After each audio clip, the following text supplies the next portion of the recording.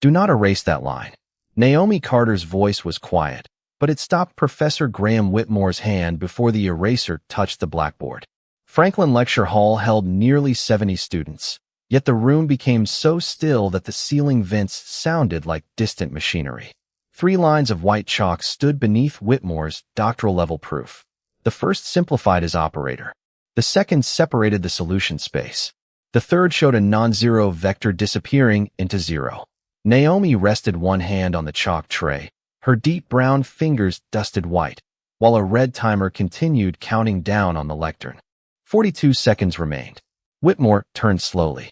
His silver-framed glasses reflected the cold light above the board. "Move your hand, Miss Carter," he said. Naomi looked at the eraser, then at the third line. "Not until someone checks it." A nervous breath passed through the front row. Ethan Cole, Whitmore's graduate assistant, stopped typing and raised his eyes toward the proof. Lily Park sat rigidly beside Naomi's empty seat, one hand gripping the edge of her notebook. Whitmore's mouth curved into the restrained smile he used whenever a student mistook courage for authority. "You believe 3 lines from an undergraduate have invalidated a qualifying examination problem." Naomi felt the chalk press into the lines of her palm. Her throat was dry, and rain still cooled the shoulders of her navy coat, but the mathematics in front of her felt steadier than the floor beneath her shoes. "The problem is not the examination," she said. "The problem is the inverse you used without proving it exists." Whitmore glanced toward the third line. "The operator is invertible under the stated conditions." "No, Professor. It has a non-trivial kernel." His smile remained, but something behind it tightened. Naomi pointed to the vector she had written. "This vector is not 0, but the operator sends it to 0. That means 2 different inputs can produce the same output." Ethan leaned forward. The timer showed 31 seconds. Naomi continued before fear could return. "If the operator is not 1-to-1, it cannot have the inverse your proof uses." Whitmore stepped closer to the board. His polished shoes made 2 measured sounds against the wooden floor. He examined the first line, then the second. When his eyes reached the third, the smile disappeared. Not gradually, completely. The room noticed. Ethan lowered his hands from the keyboard. Someone near the aisle stopped breathing loudly enough to be heard. Whitmore lifted the eraser again. Naomi did not move.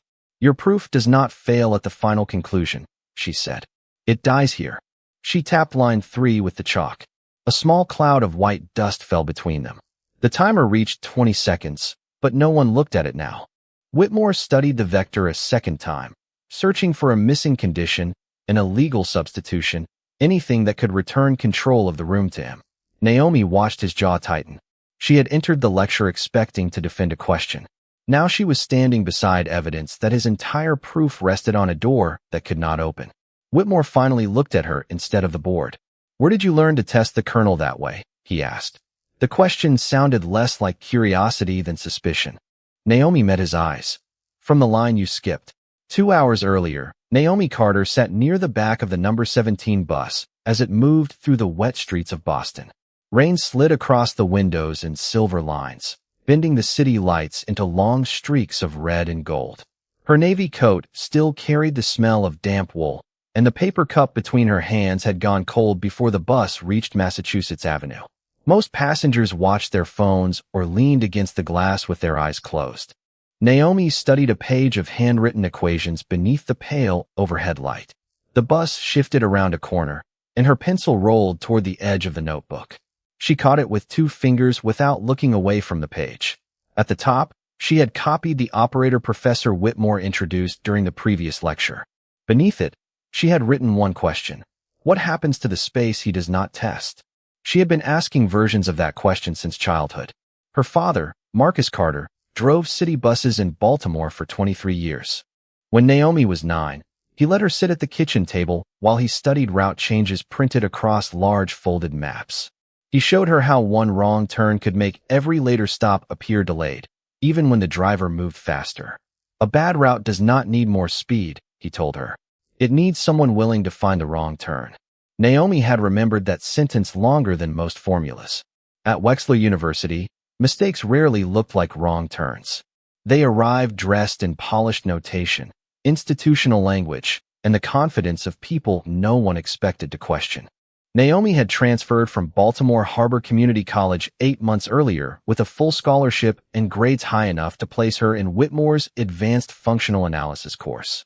She was the only black undergraduate in the room and one of only 3 students who had not attended an elite preparatory school. Whitmore never said she did not belong. He used gentler words. Interesting intuition. Unconventional background.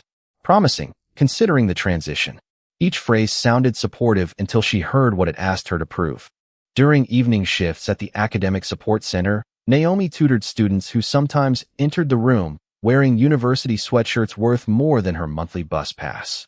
She explained derivatives, matrix transformations, and probability models, then returned to her own work after the building emptied. The night before, she had stayed until nearly 11, testing Whitmore's operator against simple vectors. Every calculation returned the same warning. The proof depended on an inverse, but the kernel had never been checked. On the bus, she rewrote the argument using only 3 lines. First, define the operator without its decorative notation. Second, separate the space it affects from the space it ignores. Third, produce a non-zero vector mapped to 0. If the third line held, everything after it failed. The bus stopped beneath a row of bare trees. Naomi closed the notebook and looked through the rain at Wexler's stone buildings rising beyond the intersection. Her phone showed 7:43. Franklin Lecture Hall was 12 minutes away on foot. She pulled her coat tighter and stepped onto the sidewalk, unaware that Whitmore had already placed a red timer on the lectern. She only knew that the proof contained a wrong turn, and that someone had to be willing to point at it before the entire room followed him farther in the wrong direction. Naomi reached Franklin Lecture Hall at 7:56, 4 minutes before the seminar began. The room curved downward in polished wooden tiers toward a blackboard nearly 15 feet wide. Graduate students occupied the center rows, their screens filled with research notes and equations copied from Whitmore's published papers. Naomi removed her damp coat and chose the front row beside Lily Park, who pushed a warm cup of coffee toward her without speaking. At exactly 8, the side door opened. Professor Graham Whitmore entered carrying a leather portfolio beneath one arm. Conversation stopped before he reached the lectern. He wore a charcoal suit, a pale blue tie, and silver-framed glasses that caught the cold overhead light whenever he turned his head. He did not ask for attention. The room had already learned to give it. Ethan Cole followed with a tablet and placed a red digital timer beside Whitmore's notes. Naomi noticed it immediately. Whitmore began by reviewing the operator from the previous lecture. His voice moved through definitions with practiced ease, pausing only when he wanted an idea to sound permanent. When he reached the question of invertibility, he wrote the conclusion without testing the kernel. Naomi looked down at the 3 lines in her notebook. The same gap remained. She raised her hand. Whitmore saw her, but continued speaking for another minute before acknowledging her. "Miss Carter, what happens to the null space under that condition?" she asked. Several students glanced toward her. Whitmore rested the chalk against the board. "The stated assumptions guarantee invertibility. They guarantee boundedness. They do not show the kernel is trivial." Ethan stopped typing for half a second, then resumed. Whitmore turned fully toward Naomi. His expression remained pleasant, but the warmth had left it. That distinction is usually clearer after a student has completed graduate functional analysis. Naomi kept her hands flat on the notebook. The distinction is already in the definition. Lily lowered her coffee. A quiet tension moved across the first row. Whitmore looked toward the attendance sheet on his lectern, where Naomi's transfer status and scholarship designation appeared beside her name. "Community college courses often emphasize computation," he said. "Here, we require structural proof." The words were smooth enough to sound helpful. Naomi felt their weight settle over the room. "Then let us test the structure," she replied. Whitmore studied her for a long moment. Then he smiled. "An excellent suggestion." He erased the board and began writing a new problem, one drawn from a doctoral qualifying examination. The equation spread across the slate in layers of notation, projections, operators, and assumptions. By the final line, even several graduate students had stopped copying. Whitmore placed the chalk on the tray and faced the class. "This proof requires a level of preparation beyond undergraduate intuition," he said. "But Miss Carter believes the missing step is elementary." He lifted the red timer and set it to 3 minutes. Lily whispered, You do not have to go up there. Naomi looked at the operator. Beneath the elaborate notation, she could already see the same untested door. Whitmore held out a fresh piece of chalk. Come demonstrate your objection, he said. Naomi stood. As she crossed the wooden floor, the room followed her in silence. Whitmore placed the chalk in her hand and pressed the timer. At your level, he said. 3 minutes should be generous. The numbers began to fall. Naomi turned toward the board and saw exactly where his proof stopped being mathematics and became assumption. 2 minutes and 58 seconds remained. Naomi held the chalk between her fingers and studied the proof without writing. Professor Whitmore stood beside the lectern with one hand near the timer, watching her silence become visible to the room. The equation stretched across the blackboard in layers of projections and inverse operators, but Naomi ignored the decorative notation. She followed the logic from the first assumption to the final conclusion, searching for the exact moment certainty replaced proof. 2 minutes and 49 seconds. A student in the second row shifted in his chair. Another glanced at Whitmore, waiting for permission to smile. Lily remained still, her eyes fixed on Naomi's back. Ethan Cole lowered his tablet slightly and reread the condition written near the center of the board. Naomi touched the chalk to the tray but did not lift it toward the equation. Am I solving the problem? She asked. Or defending your method? Whitmore's expression sharpened. At your level, they are the same thing. A quiet laugh moved through the upper rows. Naomi looked at the timer. 2 minutes and 37 seconds. Then the problem is not the only thing being tested. The clock is running, Miss Carter. The inverse still is not. The laughter stopped. Whitmore folded his arms. You have made that claim twice. Now demonstrate it. Naomi stepped toward the left side of the board. Up close, she could see faint traces of older equations beneath the fresh chalk, pale lines that the eraser had never completely removed. She found the operator Whitmore had defined and placed a small mark beneath it. You assume this map is 1-to-1, she said. Because the hypotheses establish it, Whitmore replied. They establish continuity and boundedness. Naomi pointed to the next condition. They do not eliminate the null space.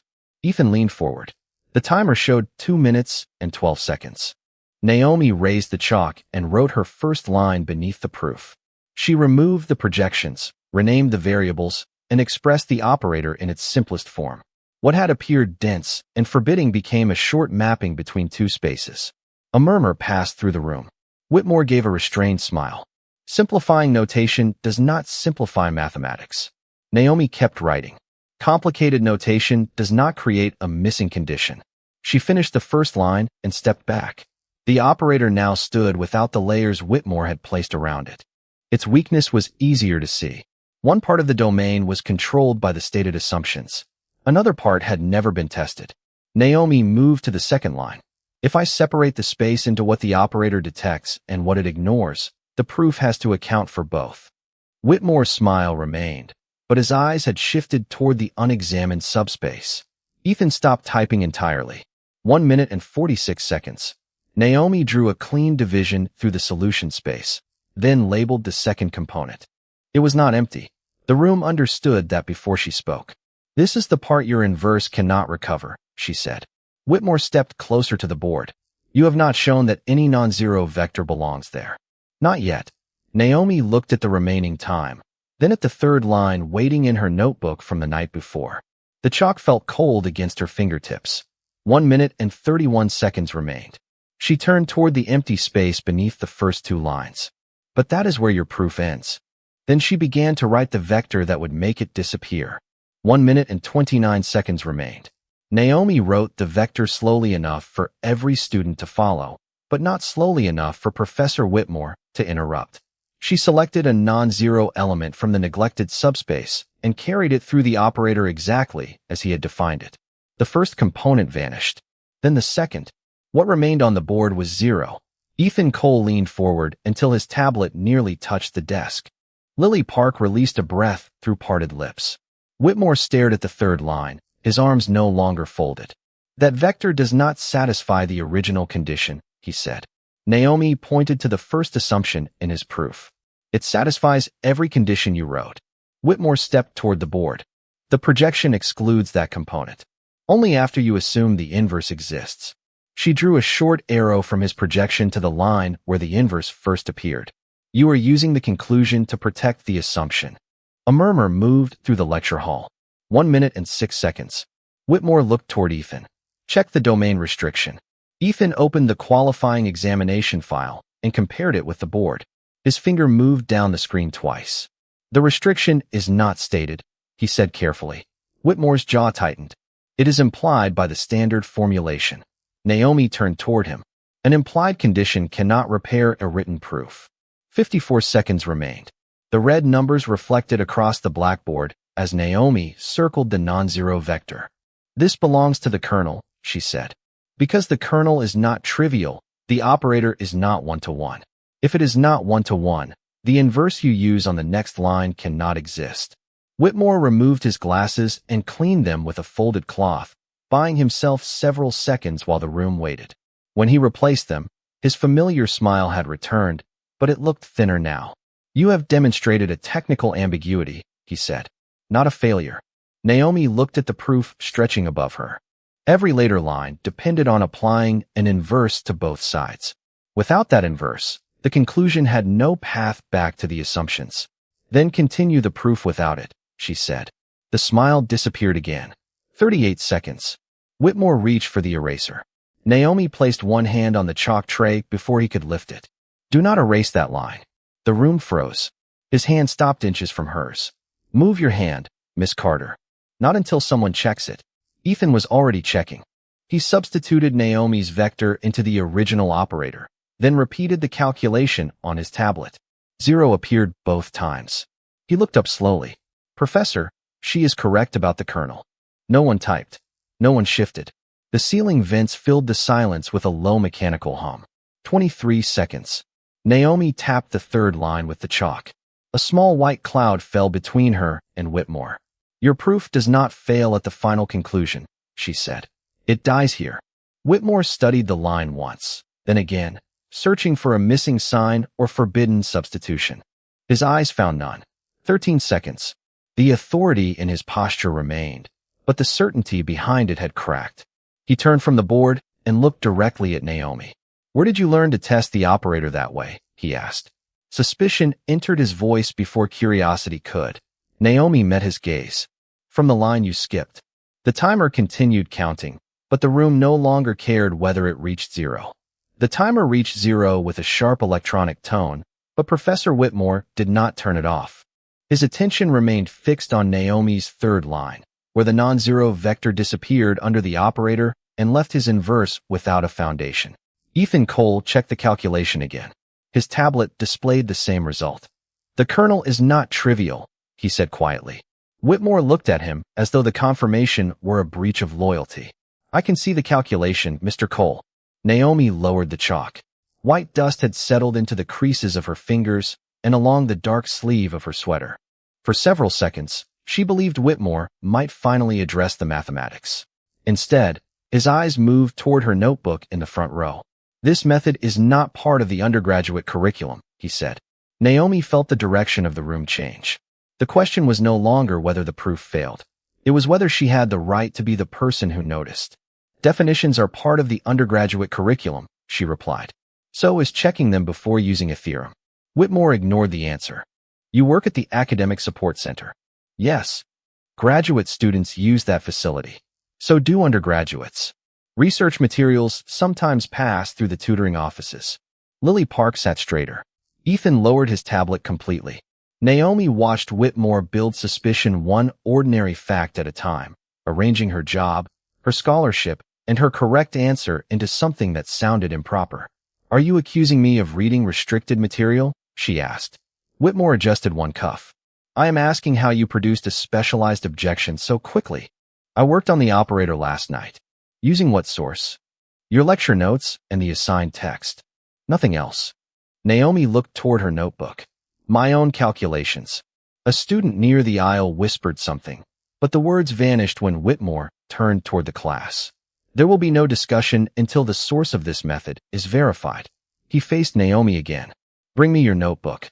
Lily placed one hand over it before Naomi could move. That belongs to her. Whitmore's expression hardened. This is an academic integrity matter, Mississippi Park. Naomi crossed the floor and lifted the notebook herself.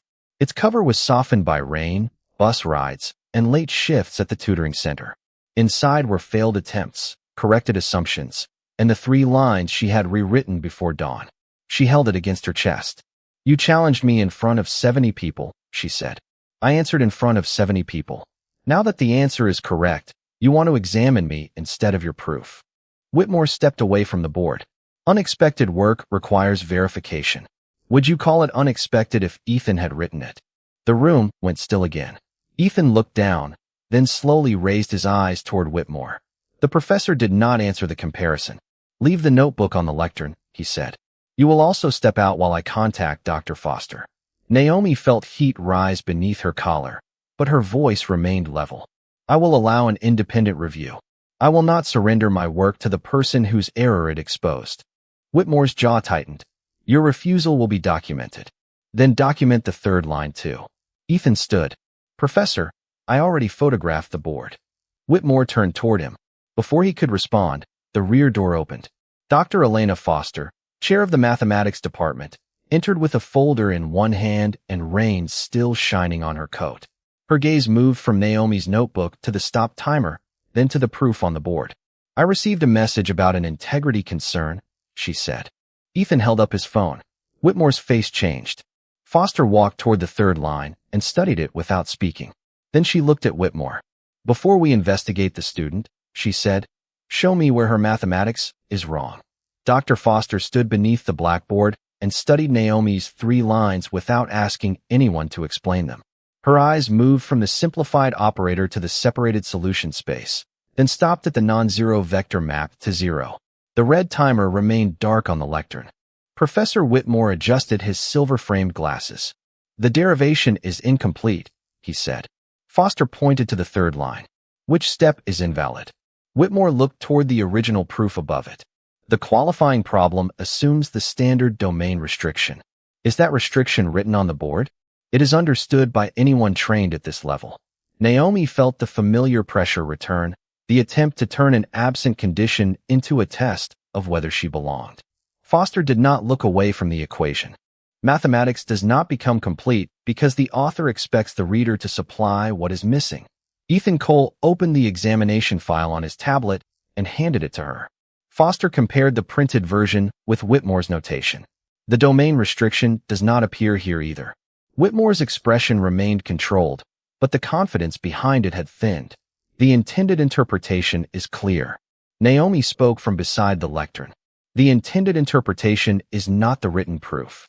Foster glanced at her, then returned to the board. "Miss Carter, explain the vector." Naomi stepped forward, still holding her notebook against her chest. She pointed to the neglected subspace and described how the operator acted on each component. When she reached the 3rd line, she substituted the vector again. The result was 0.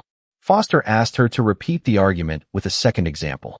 Naomi selected another vector from the same subspace. It vanished under the operator as well.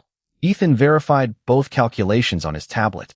"The kernel contains more than the 0 vector," he said. Foster nodded. "Then the inverse used in every later line is not established." Whitmore turned toward Ethan. "That conclusion depends on accepting her decomposition." "The decomposition follows from your definition," Ethan replied. His voice was quiet, but he did not look down. Foster faced Whitmore. "At this moment, do you have evidence that Miss Carter accessed restricted material?" "Not yet." "Do you have evidence that her derivation is wrong?" He looked at line 3. "Not yet." The symmetry of his answers settled over the room. Foster closed the examination file. "Then the student is not leaving under suspicion while the professor remains beyond review." She asked Ethan to photograph the complete board, save the timer reading, and collect every version of Whitmore's lecture notes. She then turned to Naomi. "Your notebook stays with you. If you consent to an independent review, you may provide copies of the relevant pages." Naomi's shoulders loosened slightly. "I consent to a review of the mathematics." "That is what will be reviewed." Whitmore stepped closer to Foster. "Elena, this can be handled within the course. You made it public when you challenged her before 70 students." Foster's voice remained calm. "The correction must be at least as visible as the accusation." No one in the hall spoke. Whitmore looked toward the rows of students who had watched him turn a mathematical error into a question about Naomi's character. For the first time, the audience he had chosen no longer belonged to him. Foster dismissed the class and asked Whitmore to remain. Students closed their laptops slowly, unwilling to break the silence too quickly. Lily approached Naomi and placed her damp coat over her shoulders. Ethan finished photographing the board, then stopped beside the third line. "I should have checked the kernel earlier," he said. Naomi looked at the white vector against the black slate. "You were taught to trust the proof before testing it." Ethan glanced toward Whitmore. "So were all of us." As Naomi walked toward the door, Foster called after her. "Miss Carter, one more question. When did you first identify this flaw?" Naomi opened her notebook to a page dated 6 weeks earlier. 3 lines waited beneath Whitmore's original operator. Foster read the date, then looked toward him. "Professor," she said, "did she submit this work to you?" Whitmore's face changed before he answered. Naomi understood then that the third line had not surprised him because it was new. It had surprised him because he had already chosen not to read it. Whitmore looked at the dated page without reaching for it.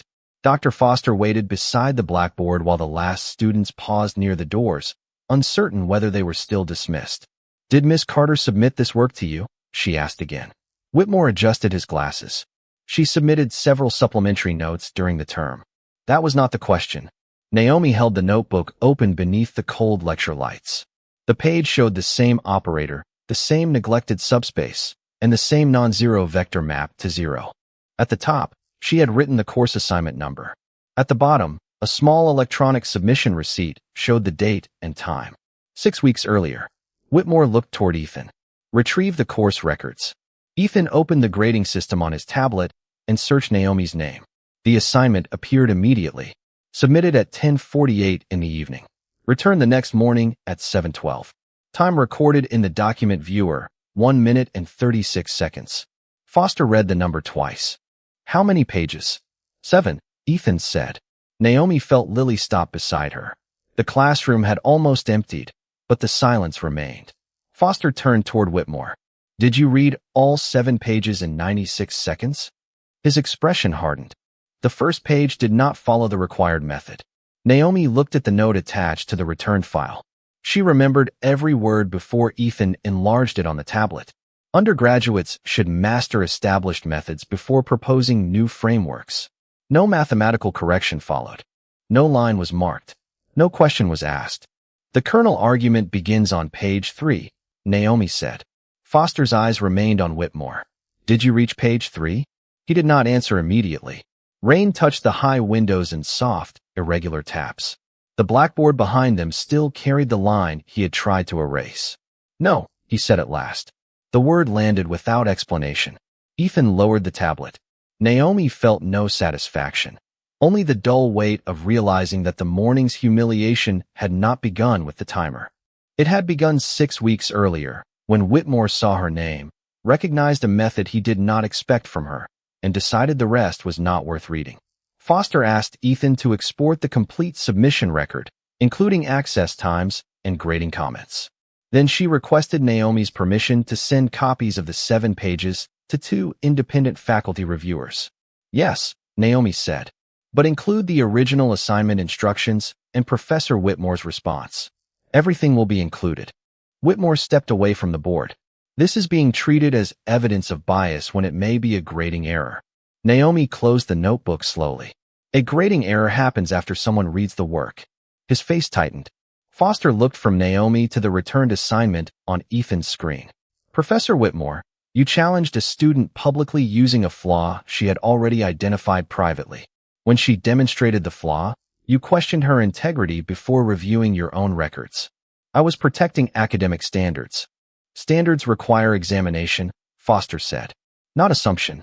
She instructed Whitmore to submit his doctoral proof, his conference manuscript, and every draft containing the disputed inverse by 5 that afternoon. He looked at her sharply. "My conference manuscript is unrelated." Ethan's expression changed. Naomi noticed. Foster noticed too.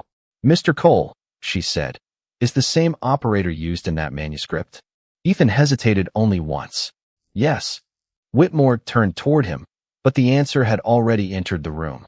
Foster looked back at the third line. then this is no longer only about a classroom proof. Naomi understood the consequence before anyone explained it. The error Whitmore had dismissed in her assignment was not trapped on the blackboard. It was carrying the central argument of the research paper that could define his next decade. Foster closed her folder. No one is to contact Miss Carter about this review without my office present. Then she faced Naomi. Keep your original notebook. Send copies, not custody. Naomi nodded and placed it inside her bag. As she and Lily walked toward the door, Whitmore remained beneath his unfinished proof. Behind him, everything after line 3 still looked elegant. None of it was true. By 7 that evening, Franklin Lecture Hall was empty except for Professor Whitmore and the quiet hum of the ceiling vents. Rain pressed softly against the high windows, turning the campus lights outside into blurred circles of gold. The blackboard had been photographed, but Dr. Foster had ordered that nothing be erased until the review was complete. Naomi's third line remained beneath his proof, small and clean against the crowded notation above it. Whitmore had removed his suit jacket and loosened his pale blue tie. Chalk dust marked the cuffs of his white shirt as he stood before the board with his conference manuscript open on the lectern. He began with the assumption Naomi had challenged. The operator was bounded. The domain was dense. The range appeared complete under the conditions he had written. None of that proved the kernel contained only 0. He selected Naomi's vector and carried it through the operator. The result vanished exactly as she had shown. Whitmore stared at the 0, then tried a different basis. The same hidden subspace remained. He restricted the domain, but the restriction invalidated a later theorem in his manuscript. He added a condition, but the condition changed the problem so completely that his main conclusion no longer followed. Every repair closed one door and opened another failure. He turned to the manuscript. 38 pages of polished argument rested on the inverse Naomi had shown did not exist. The conference submission deadline was 4 days away. His name appeared alone beneath the title. Whitmore sat in the front row and read the central proof from the beginning. He had written it 8 months earlier, then revised it through 3 internal reviews. Each reviewer had examined the later estimates. No one had returned to the kernel. He remembered Naomi's assignment arriving 6 weeks earlier. Her first page had replaced his notation with something simpler. He had seen the unfamiliar structure, read her name, and decided she was trying to outrun her preparation. 1 minute and 36 seconds. That was all the system recorded before he returned 7 pages of work with a single sentence of dismissal. His laptop chimed. Dr. Foster had sent the first preliminary report from an independent reviewer. Whitmore opened it. The reviewer confirmed Naomi's decomposition, the non-trivial kernel, and the failure of every conclusion that depended on invertibility. A second message followed from Ethan Cole. It contained an email thread dated 3 months earlier. Whitmore opened it reluctantly. Ethan had written, "I may be missing something, but have we established that the operator is 1-to-1? Beneath it was Whitmore's reply. "The standard assumptions are sufficient. Remove this concern from the working notes so we do not distract the conference reviewers." Whitmore read the exchange twice. Naomi had not been the first person to notice the missing step. Ethan had raised it quietly, and Whitmore had trained him to silence the question. The classroom no longer felt empty. Every seat seemed occupied by someone who had learned that agreement was safer than examination. Whitmore returned to the board and looked at the eraser resting on the tray. That morning, his first instinct had been to remove Naomi's third line. Now he understood why. The line did more than invalidate a proof.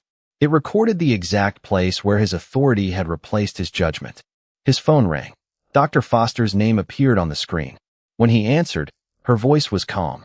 "The external review is complete," she said. Naomi was right. Whitmore looked at the manuscript on the lectern. "I know." Foster paused. "Then tomorrow morning, you will decide whether the department hears that from you or from the investigation." The next morning, Dr. Foster convened a closed review in the mathematics department conference room. Naomi arrived with her notebook under one arm and found Professor Whitmore already seated at the far end of the long oak table. His conference manuscript lay in front of him beside the independent reports, Ethan's email thread, and a printed photograph of the third line still standing on the blackboard. 2 outside faculty reviewers joined by video, their faces framed by quiet offices and shelves of technical books. Foster began without ceremony. Both reviewers reached the same conclusion. she said. The operator has a non-trivial kernel under the stated assumptions. The inverse does not exist. Whitmore looked at the manuscript, but did not touch it. Naomi sat beside Lily, her hands resting on the softened cover of her notebook. The first reviewer explained that every major result after page 14 depended on the invalid inverse.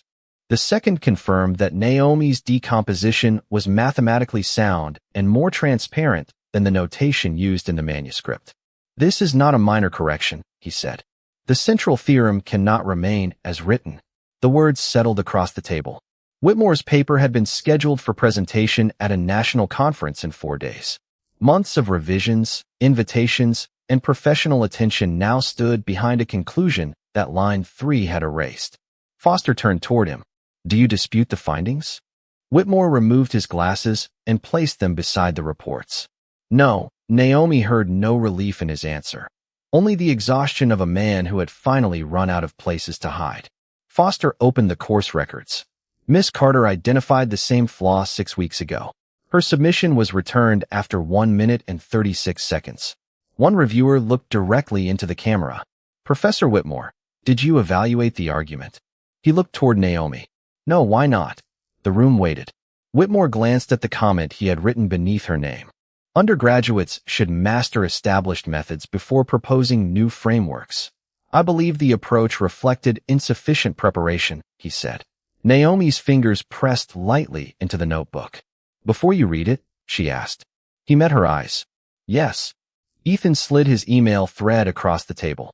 And when I asked about the kernel 3 months ago, you told me to remove the concern from the working notes. Whitmore nodded once. Yes. Foster folded her hands. Then this was not a single oversight. You received the same warning twice and dismissed it both times. Whitmore looked at the photograph of the blackboard. The vector Naomi had written remained circled beneath his proof. I trusted the structure because it was mine, he said. And I distrusted the objections because they came from people I did not consider equal to the work. No one softened the statement for him. Naomi watched his face, searching for performance. She saw shame, but shame was not yet repair. What happens to the manuscript? She asked. Whitmore turned the title page toward himself. I withdraw it. Foster looked at him carefully. And the attribution? He paused. The revised paper will identify Miss Carter as the person who discovered the failure, if she permits her name to be used. Naomi did not answer immediately. Outside the conference room, students crossed the hallway carrying books and coffee, unaware that a respected theorem had fallen before most of them reached class. My name belongs beside the correction, she said at last. Not as a footnote about a student who helped. As the mathematician who found the flaw. Whitmore lowered his eyes. Agreed. Foster closed the manuscript. Then the academic question is settled. She placed Naomi's returned assignment beside Ethan's ignored email. Now we address the system that taught everyone in this room whose doubt was worth reading. Dr. Foster requested 5 years of grading records, student appeals, research recommendations, and access decisions connected to Professor Whitmore's courses. By late afternoon, the conference table had disappeared beneath folders. Naomi remained beside Lily while Ethan sorted anonymized assignments into separate stacks. At first, the pattern looked ordinary. High marks, low marks, approved proposals, rejected proposals. Then Foster removed the names and compared the mathematical comments. Similar methods had received different treatment. A white graduate student named Peter Lang had once used an unconventional decomposition without proving every intermediate step. Whitmore had written, bold intuition, worth developing. 2 semesters later, Naomi used a more complete argument and received, lacks the preparation required for original work. Another transfer student had proposed a non-standard boundary analysis and been told to master basic theory before challenging accepted methods. A student from an elite private university made the same objection the following year and was invited into Whitmore's research group. Naomi read the comments without touching the pages. Each sentence looked professional by itself. Together, they formed something harder to dismiss. Whitmore stood near the window with his hands behind his back. The late afternoon light reflected across his glasses, hiding his eyes. Different assignments require different judgments, he said. Foster placed 2 nearly identical solutions side by side. Then explained these judgments. He approached the table. One paper belonged to Naomi. The other belonged to Peter Lang. Both simplified an operator before testing its kernel. Peter had omitted one justification. Naomi had included it. Peter received an A and a research invitation. Naomi received a B- and a warning against attempting advanced ideas. Whitmore read his own comments twice. I may have considered participation and course context. Naomi looked at him. You considered who you expected to be brilliant. He did not answer. Ethan opened another folder. There is more. He showed the committee a set of internal recommendation emails. When students from prestigious programs submitted unusual work, Whitmore described them as independent thinkers. When transfer students or black students did the same, he used words such as unpolished, premature, and overly intuitive. No message contained a direct insult. The bias lived in the repeated difference between encouragement and suspicion. Foster leaned back in her chair. Professor Whitmore, this department does not require proof of hatred to identify unequal treatment. The room became quiet. Whitmore looked toward Naomi's assignment, then Ethan's email, then the photograph of line 3. I believed I was protecting standards, he said. You were protecting familiarity, Naomi replied. When intelligence arrived in a form you recognized, you developed it. When it arrived through someone like me, you investigated it. Her voice remained calm, but every word carried the weight of the morning bus rides, the evening tutoring shifts, and the pages returned before they were read. Whitmore lowered himself into the chair across from her. For the first time, he did not look like the owner of the room. You are right, he said. Naomi felt no victory in hearing it. Truth spoken late could still matter, but it could not restore every door that had already closed. Foster placed a blank policy document at the center of the table. Then we do not end with recognition, she said. We end with correction. She asked Naomi, Ethan, and Lily to describe what a fair system would require. Naomi named anonymous preliminary grading, independent review for disputed research, written explanations for rejected proposals, and paid positions for students who could not afford unpaid academic work. Ethan requested that graduate assistants be allowed to record unresolved objections without faculty permission. Lily proposed automatic review whenever grading patterns showed large differences between comparable groups. Foster wrote every point into the document. Whitmore watched the list grow. Will you support these changes publicly? She asked him. He looked at Naomi. Yes. Naomi closed her notebook. Not for me, she said. For the next person whose third line you might never reach. 1 week later, Franklin Lecture Hall filled before 8 in the morning. Students occupied every row, and several faculty members stood along the back wall beneath the narrow windows. Rain had cleared overnight, leaving the campus washed in pale winter sunlight. The blackboard had been cleaned except for Naomi's 3 lines, preserved in the center beneath a clear protective sheet Dr. Foster had ordered installed after the review. Professor Whitmore waited beside the lectern without his leather portfolio. No timer stood near his notes. Naomi entered with Lily and took the same seat in the front row where her cold coffee had rested 7 days earlier. Conversations faded as Whitmore stepped forward. His charcoal suit was pressed, but his hands remained open at his sides, empty of chalk. Last week, he began, I presented a proof that was mathematically invalid. No one moved. Naomi Carter identified the error. Instead of examining her argument, I questioned her preparation, her access, and her integrity. His voice tightened, but he continued. The independent review found that she had submitted the correct objection 6 weeks earlier. I returned that work without reading beyond the first page. Naomi watched the room receive the facts without decoration. Whitmore turned toward the preserved lines. I also ignored a related concern raised by Ethan Cole 3 months earlier. The failure was not only in the theorem. It was in the way I decided whose questions deserved attention. Ethan sat near the aisle, his tablet closed. Whitmore faced Naomi. Miss Carter, your name will appear as the mathematician who discovered the flaw in the withdrawn manuscript and in every correction that follows. The department has also approved compensation for the research you performed. A few students began to applaud, but Naomi raised one hand. The sound stopped before it grew. She stood. Credit matters, she said. Payment matters. But neither one fixes a system that only becomes fair after someone survives being doubted in public. Whitmore lowered his eyes. Dr. Foster approached the lectern and opened the new department policy. Anonymous preliminary grading would begin the following semester. Rejected research proposals would require written mathematical explanations. Students could request independent review without approval from the professor who issued the grade. Transfer students and students with financial need would receive paid research opportunities rather than unpaid invitations they could not afford to accept. Unresolved objections from teaching assistants would remain in official records.